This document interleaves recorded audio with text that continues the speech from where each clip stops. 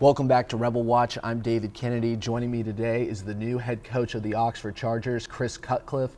Chris, thanks for joining the show today. Well, thanks for having me. No problem. Now, you are replacing the winningest coach in school history, but also a prominent figure in the community. How are you and Coach Hill different and similar to one another? Well, first of all, I've had an unbelievable opportunity to work for Coach Hill for 5 years, and I don't know that it gets better than Johnny Hill in Mississippi high school football history. He did a phenomenal job, and I was fortunate to be able to learn a lot from him. So I think there probably are some similarities. Coach Hill was very flexible with the personnel he had, and he always adapted his style to fit the players he had, and I'd say that's probably a similarity between the two of us.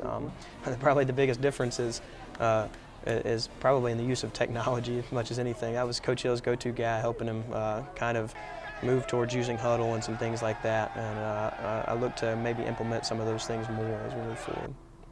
Now, you've had another big inspiration in your life, your father, who's a former Ole Miss coach. Tell me a little bit about how he made you the coach you are today.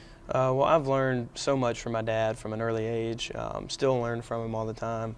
I've had the opportunity to work for him twice for 2 years, my sophomore and junior year when I was at Tennessee, and I also went to grad school at Duke and worked for him for 2 years at Duke. And apart from just football, just so much in life, I've learned just countless lessons from him that have a huge impact on me today. Okay. Now, Johnny Hill isn't the only person departing from the Oxford Chargers program. You also have a plethora of all-state players graduating, including 4 Division I commits. Should we expect a rebuilding year from the Oxford Chargers in your first year as head coach? Well, I don't know that you can ever replace the class that we just lost. I mean, they were phenomenal, a group of guys that have played together a long time, and a lot of talent in that group. And last year you saw the product of those guys, a lot of them being third-year starters, so a lot of experience, and so it's certainly a big task to replace them. But we do have a lot of starters coming back on defense. But offensively we lost the bulk of our production from last year, so we're definitely going to be looking for some guys to step in and fill those roles.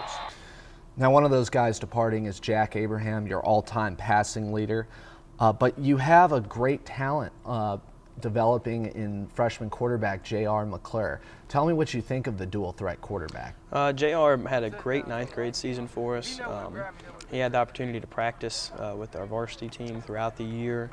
And watch Jack and learn from Jack, and as much as anything, learn how Jack carried himself on the field and the way Jack led our team. And those are the things that people probably don't see every day, but that side of Jack was almost more impressive than what he did on the field. So the opportunity to see how Jack just went about his business was huge for JR. He is definitely a talented young guy, and it'll be exciting to watch him grow over the next few years.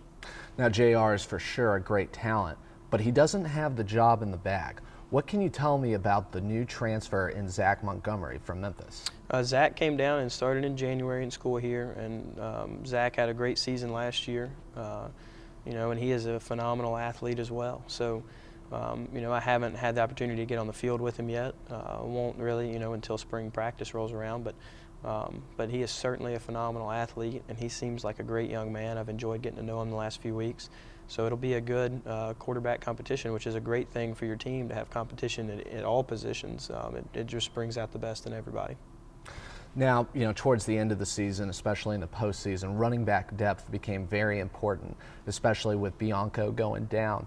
But Hiram Watlington certainly rose to the challenge, and he's going to be an elite running back in Mississippi the next 2 years. Well, Hiram is certainly the largest part of our offensive production returning is Hiram.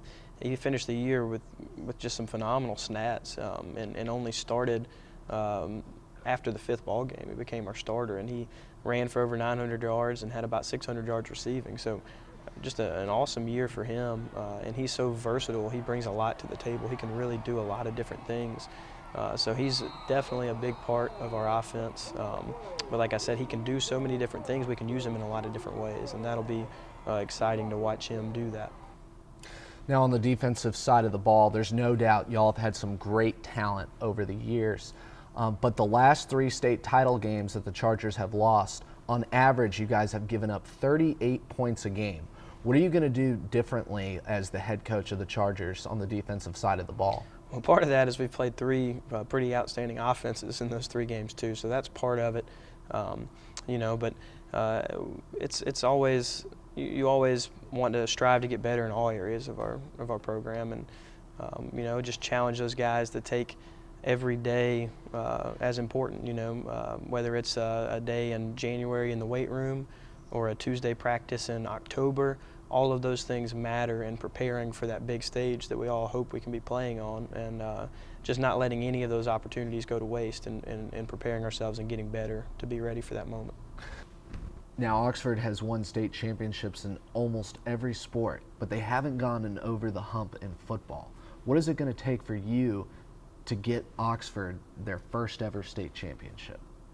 Well, I don't think it's necessarily any one thing that we've done wrong over the past few years. We've worked hard and done a lot of the little things the right way, but again, I think it's just making sure that they all are bought into the idea that everything we do from now until that point matters, and we can't waste any opportunity to improve and to move closer to that goal. It's not something that just happens 1 week in December. It's a year-round process to get ourselves prepared for that moment.